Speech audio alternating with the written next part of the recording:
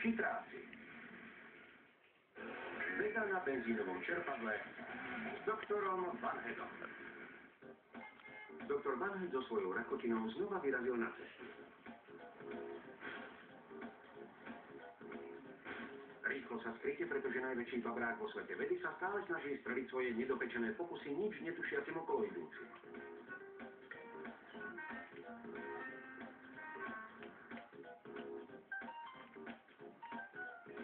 Dobrý deň, ako sa voláte? Dave, Teší ma, Dave. Mohli by ste pre mňa niečo urobiť? Mal som malú poruchu, pokazilo sa mi auto. Stavím sa s vami opäť libier, že sa mi podarí toto vajíčko dostať z jednej misky do druhej bez toho, aby som sa ho dotkol. Dobre, 5 libier. Výborne, ideme na to. Sledujte, určite žasnete.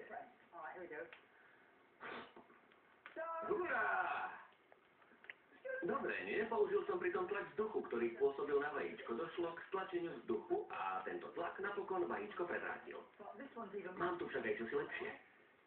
Toto vajíčko som predtým vypúkol, preto je ľahšie. Teraz ho dostanem z jedného pohára do druhého, pričom sa ho zase ani len nedotknem. Poďme na to. Takže...